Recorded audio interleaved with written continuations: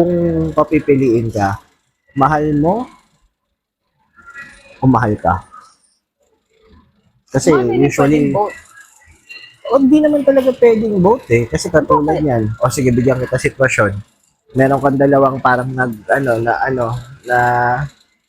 sitwasyon na meron kang dalawang pwedeng makasama. Yung isa, gustong gusto mo pero hindi ka naman ganun kagusto. Tapos yung isa naman, gustong gusto ka pero hindi mo siya ganun kagusto kasi gusto mo nga isa. Alin ang pipiliin mo?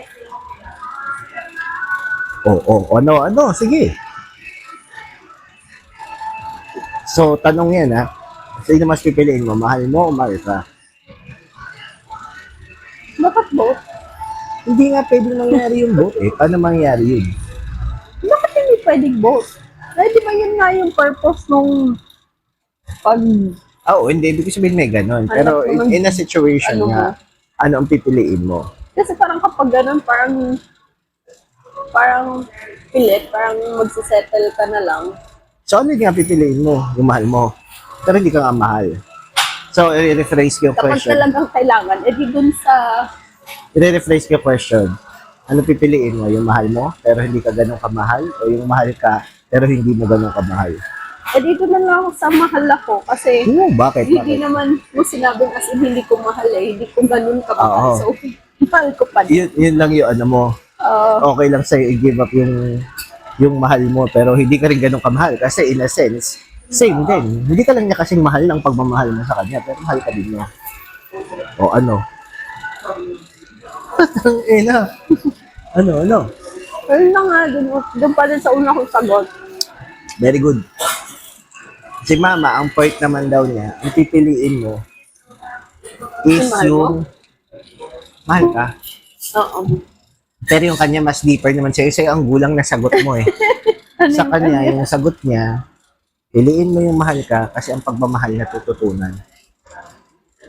Bigat nun. Yun nga kasi nga parang kung ikaw, alam mo, kaya mo siyang mahalin. Pero kapag pinili mo yung hindi ka masyadong mahal, sure ka ba na matututunan ka niyang mahalin? Oo. Ito, may choice ka na. Ang bigat nun eh, sa mga matatanda. Totoo yun eh. Kasi usong-uso dati yung ipi-pair up ka sa ibang partner. Oo. Parang, ayan, yung kapitbahay natin. Arranged wedding. 4 years old pa lang. O, holding hands na. Hindi, pero ibig sabihin Sa ganun. pangasawa mo. Pero ang bigat na sinabi na yun, ha? Kaya yung knowledge talaga minsan galing sa mga older generations, eh.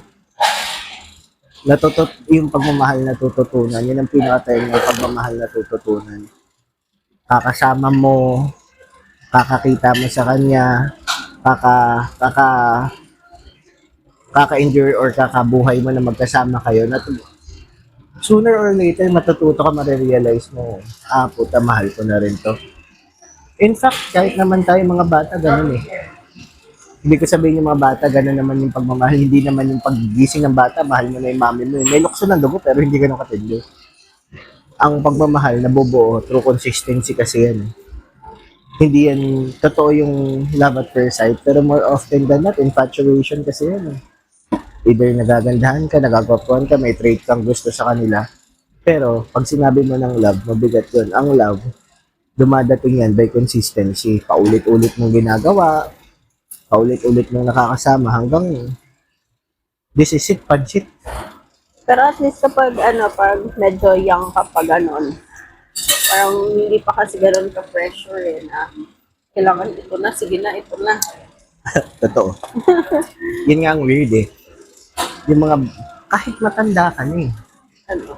Kahit Eh, kasi parang hindi mo rin masabi na parang iba yung pressure kapag yung nasa certain age ka na wala, ilang taon na ako, mag-isa pa rin ako. Oo, totoo nga yun. Pero, ako, para sa akin yan, dito ka para sabihin, so, Anong so? walang kinalaman yun eh. Ang hirap na dahil sa pressure ka what's the worst that could happen? 40 ka na, wala ka pang asawa, iba na panahon ngayon. Dati pag 20, 25 ka, wala ka. Ngayon, no, medyo Oo, mo na okay yun na self-love, Oo. rich tita ka, gano'n na Oo, ikaw rich magpapasalubong sa mga pamangkin mo, gano'n. And Pero kasi, ngayon lang yan, eh, parang dati hindi naman ganyan, di ba? oo, hindi. Pero Na ngayon nga parang kasi, bawat family gathering. Oh, ilang taon ka na, wala ka pang kasama. Very good. Kaya nga dapat mag-move on na sa ganong mindset, di ba? Madalas nandun yung pressure eh, galing sa iba na, oh, Wala ka pang asawa. jowa.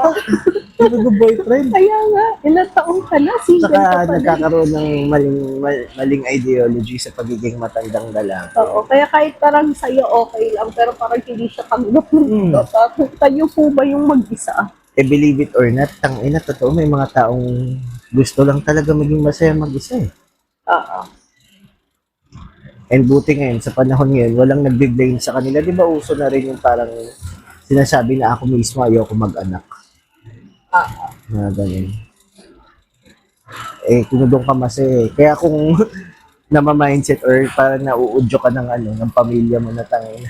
Wala Pero pang madalas asawa. naman yung mga ganong pressure na sa mga, Tita. yung mga ganong age, kahit na yun dun sa mga about sa pag-anak, di ba? Parang sila rin yung may issue. Na, sure ka ba?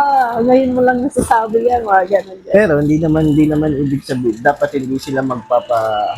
Hindi mo na din masabi na malay mo mahina yung loob nila na madaling Oo. masway. Kaya dapat hanapin mo talaga kung ano gusto mo. Kasi ang problema niya, katulad niya, nagpa-audio ka. Mas pipiliin mo bang nagpa-audio ka, tapos hindi ka masaya sa napangasawa mo sa pamilya mo. Kaysa hindi ka nagpa-audio, mag-isa ka pero masaya ka naman. Diba? Hindi naman niya alam na hindi siya magiging masaya kasi parang na-convince siya ng iba na mas masaya kapag Oo nga. may Kaya nga andito tayo para sabihin na hindi ganun eh. Kasi dadating ang panahon, marirealize nila, or usually yan from time to time, nagbo-bookmark ka ng buhay mo, nasaan ka na ba ngayon, masaya ka ba sitwasyon mo ngayon.